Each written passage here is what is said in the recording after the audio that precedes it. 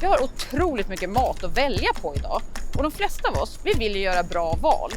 Vi vill äta hälsosamt och vi vill äta miljövänligt. Men de här valen kan vara svåra för vi påverkas av en massa olika saker. Till exempel reklam. Och dels så går vi ofta på pris. Och det här leder faktiskt till att vi har stora problem med vår livsmedelskonsumtion. Den leder till stor ohälsa. En stor del av den vuxna befolkningen är överviktig och det drabbar även våra barn. Idag är det 3 gånger vanligare att barn lider av barnfetma än vad det var för 30 år sedan. Så det här måste vi verkligen göra någonting åt. Försvaret har faktiskt varnat för att den här ohälsan, som i stor utsträckning beror på hur vi äter, kan påverka vår förmåga att hantera olika sorters kriser. Sen så vet vi att maten står för stor miljö- och klimatpåverkan. Globalt så står faktiskt maten för 1/3 av växthusgasutsläppen. Så utmaningarna är jättestora, men det finns lösningar. Det finns flera saker politiken skulle kunna göra för att underlätta för oss konsumenter att göra bra val, men det är ganska lite som görs. Hej, jag heter Jörgen Larsson och är forskare på Chalmers. Och jag har tillsammans med Elin och andra forskare på Sveriges lantbruksuniversitet och Karolinska institutet analyserat hur man skulle kunna använda skattehöjningar och skattesänkningar för att gynna både folkhälsa och klimat. Idag är det ju så att vi har exakt samma skatt på alla typer av livsmedel. Och man kan ju fråga sig om det är rimligt att ha samma skatt på äpplen till exempel som vi har på lösgodis. För det är ju så att det som är billigt, vi köper mer av det och det som är dyrt, det köper vi mindre av. Om vi skulle ta bort skatten på hälsosam mat så skulle konsumtionen av det öka. Och om vi skulle lägga en högre skatt på mindre hållbar mat så skulle konsumtionen av det minska. Det är det vi kallar för en matskatteväxling. Det är inget nytt att använda skatter på det sättet för att få en positiv samhällsutveckling.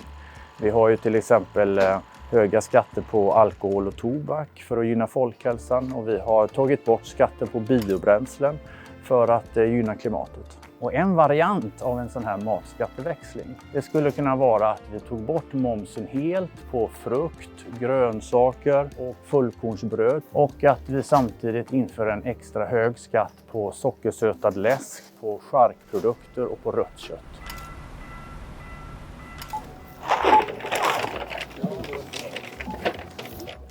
Vi har ju också analyserat vilka effekter en sån här matskatteväxling skulle få. Och om vi börjar med hälsoeffekterna så bygger ju den analysen på det sambandet som finns mellan hur mycket vi äter av vissa specifika livsmedel och risken för att drabbas av vissa sjukdomar. 700 personer färre varje år skulle dö en förtida död. Klimatnyttan av den kan jämföras med att ungefär var 10:e bil skulle försvinna från våra vägar. Vissa lantbrukare skulle få en minskad efterfrågan från det de producerar. Men å andra sidan andra lantbrukare skulle få en ökad efterfrågan. I det här sammanhanget så är det viktigt att skatten utformas så att det blir rättvist. Så att importerad mat beskattas med lika hög skatt som inhemskt producerad mat. Annars drabbas ju svenska lantbrukare orimligt hårt.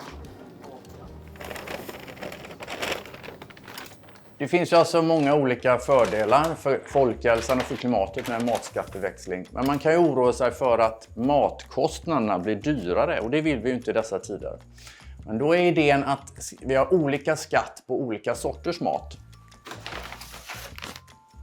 Det blir till exempel lägre skatt på viss mat och högre skatt på annan mat. Och att det här tar ut varandra så att den genomsnittliga matkassen inte blir dyrare.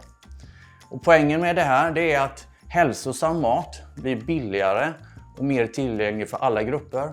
Samtidigt som mindre hållbar mat får en lägre konsumtion. Det här med matskatteväxling skulle kunna vara en pusselbit till ett mer hållbart livsmedelssystem. Ska vi summera lite vad vi kommit fram till i forskningen?